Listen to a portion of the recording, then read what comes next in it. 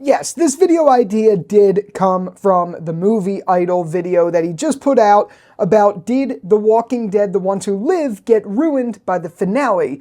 I'm not trying to copy or anything, but I was inspired by that video because I think it's a relevant topic. And I know it's something that's, there's been a lot of discourse about online already. Ladies and gentlemen, The Walking Dead, The Ones Who Live was a show that I actually did find to be fantastic, at least in the first few episodes, but that quickly was diminished by horrible writing towards the end.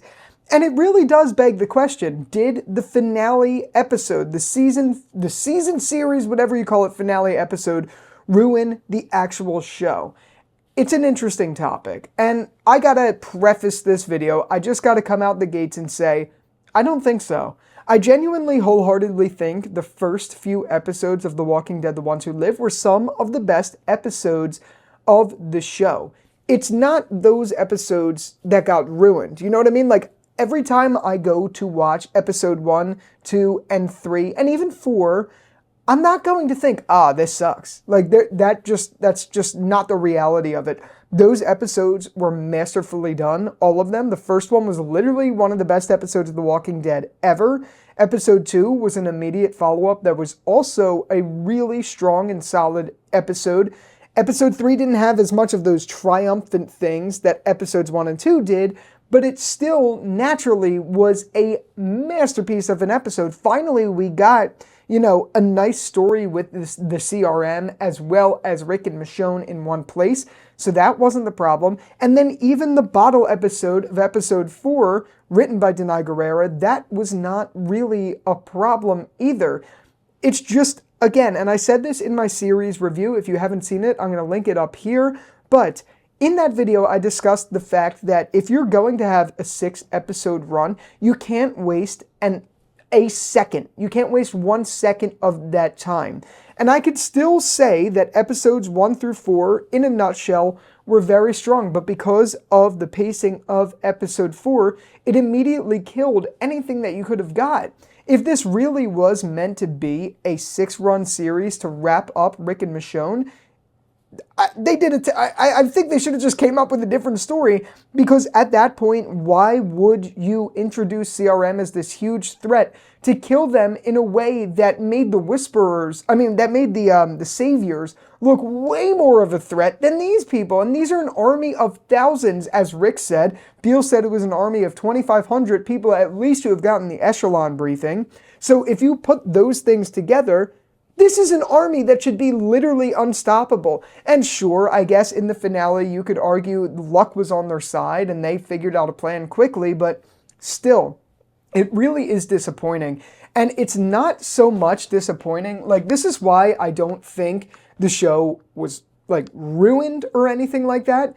I think if you're looking at the show from a perspective of getting Rick and Michonne together and getting them back home, I do think this nailed all the boxes, and even having a reunion with just Judith and RJ is something that I'm kind of okay with, because at least with those reunions there, not that I necessarily want them to continue doing spin-offs and all of that stuff, but at least we leave it in a place where, okay, they reunited, now if we want to see the other reunions, there's a good chance we're going to get them in some way, shape, or form in another spin-off. And not that I think we need to be invested in all the other spin-offs, but it's blatantly obvious that that's how The Walking Dead's gone for a really long time, where Scott Gimple and crew are just like, watch me, please, watch me! Like, that's how the show feels. Legitimately, you could tell that they set all of this stuff up for that. But the overall point that I'm trying to make is if you were watching The Walking Dead, The Ones Who Live from a perspective of just Rick and Michonne, yeah, I don't think the finale ruined any of that. If you're looking at it just for them, you could easily look past all of the faults and all of the blunders that season 1, episode 6 really was. I can't look past that. I can't do it. You can't hype up the CRM as an existential threat that is literally the biggest threat you have, period, in terms of the show. You can't just kill them in an instant like it's nothing. You can't do that. And if you're going to do that, You can't do it in one episode. Like, I've seen a lot of comparisons online, and I've even said these comparisons, that The Walking Dead, The Ones Who Live, feels like Game of Thrones Season 8. Specifically, Episode 6 of The Ones Who Live felt like Game of Thrones Season 8. I wholeheartedly stand by it, but I've seen people say that the whole series really feels like that, blah, blah, blah. You gotta remember, and I think the movie Idol pointed this out, but it is actually relevant. You gotta remember that the Game of Thrones was on a strong decline from season 7. You could argue, and he said this too, but you could argue that season 6 was kind of that way, but really season 7 and season 8 were just like falls from grace. They were like, what the fuck is this? And otherwise a perfect show. The Walking Dead, on the other hand, is a show that has kind of lost its relevancy a long time ago. So it was already on a steady decline. It's not exactly the same, but I will say that this episode in particular, episode 6 of The Ones Who Live, really felt like it encapsulated all of season 8 of Game of Thrones in just one episode. They turned what was, it really did feel like the Night King story. And I don't want to spoil too much for the Game of Thrones fans out there, but I'm just going to toss this in. I'm not going to go too deep, but if you've seen the show, the Night King is an existential threat. They are the biggest threat of the story from episode 1 all the way through to season 8. They're the biggest threat of the show.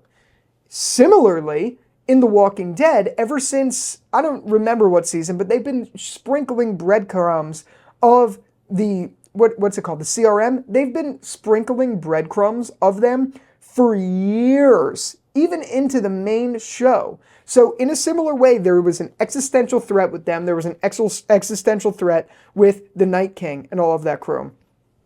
Ultimately, in Game of Thrones, it ended by Arya killing the Night King and just literally erasing them in a snap after they were the biggest threat on the planet. Like, for no reason, she just stabs one of them and they all explode and die. With no explanation, with no anything. It's just literally like turning an off switch on a light. That's what happened in Game of Thrones. Similarly to The Walking Dead, CRM, this army of thousands, 2,500 people that Beale at least gave the echelon briefing, just go out like this. In a matter of seconds. In a matter of seconds, they go out. It's so unbelievable, and I understand, and I said this earlier in the video, I understand that people out there are just like, oh, it's about Rick and Michonne, it's a love story, it's not about the CRM. If that's the case, do not set the show in the CRM. You can't do that.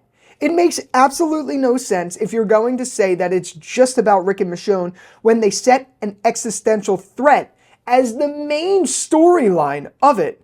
You cannot in any which way argue that that is not relevant. It's perfectly relevant. It's the B plot of the entire story. And for an army that big, one that Rick spent years and years and even chopped off his own hand to try to escape from, you know what I mean? Like, he spent years trying to do that, all for this to happen like in a matter of this with like barely a plan, with barely anything on screen.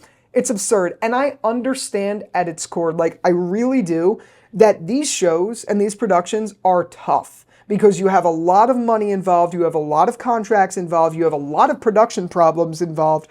There's 1,000,001 moving pieces. And I have to say that's definitely part of it.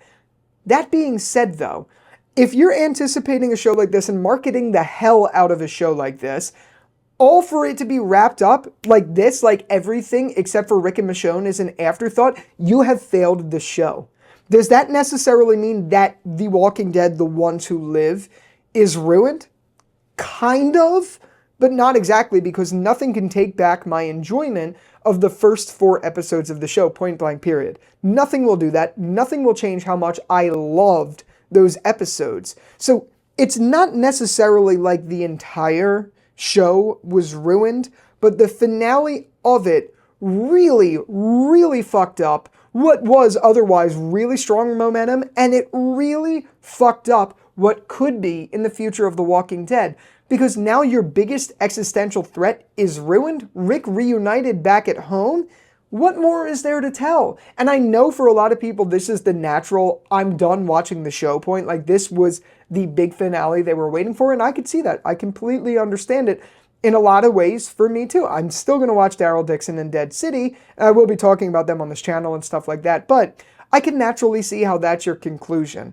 But a lot of people are saying that not because they're fully satisfied, but because they're like, okay, this is supposed to be like the best we're to get, and this sucked. I'm done. Like, that's how a lot of people are feeling. I know some people are also just as much satisfied too. There's all sorts of different discourse about this. My overall point is the finale episode felt like a speed run, but at least it answered a lot of the things that I think the general audiences want. Even if it did that in a lazy way, I don't think I could make the argument that it ruined The Walking Dead, the ones who live in its entirely. I think it ruined it from being like a perfect spinoff, if that makes any sense. I think at its worst, that's what it did. By that finale happening, it ruined its ability to be like perfect, because the first 4 episodes absolutely were, in my opinion, they were phenomenal episodes. And even with me saying that episode 4 ruined the trajectory of that, I could still also acknowledge that that is a fantastic episode of TV. Like, if the show wins awards, it'll probably be because of that episode or episode 1, if we're just being honest with you, because those episodes were really that strong. Yeah, I don't know. I just wanted to talk about this. I know the Movie Idol came out with this video, and it just had me thinking. And also, Corrado's Mystery Shack talked about it for like an hour plus, and that was a phenomenal video. But it has me naturally thinking about everything that I've talked about already on The Walking Dead, the ones who live, you know what I mean? I feel like I still haven't gotten my point and my opinion like fully out about how I feel, but it's still evolving. I don't think this show sucked. I just think the finale episode was awful. I really do, but at least it did things that were more favorable than something like Game of Thrones Season 8. And yes, I compare them because I think they're related, but at least we got natural conclusions that felt good in some way, whereas Game of Thrones didn't. So I don't know if I could say it's like that, whereas I think Game of Thrones Season 8 and Season 7 ruined Game of Thrones, because that was a masterpiece of a show. And I know my argument in this video is that the first 4 episodes were masterpieces, but it still didn't get ruined. The point I'm making is that story, Season 7 and 8, really fucked up the overarching world and story in its entirely, and ruined some big integral character moments. This didn't as much. It just ruined the CRM, and I think some of the stuff with Rick wasn't the strongest, but if that's the worst that it is, I can't in good faith say it was ruined. I just really hated the finale and episode 5. So yeah, definitely want to hear from you down below. Did you think that episode 6 and maybe even episode 5 ruined The Ones Who Live? Let me know. I didn't hate the show. I didn't love the show, but I did think the first 4 episodes were fantastic episodes of TV. They really were. Can't negate my enjoyment for that.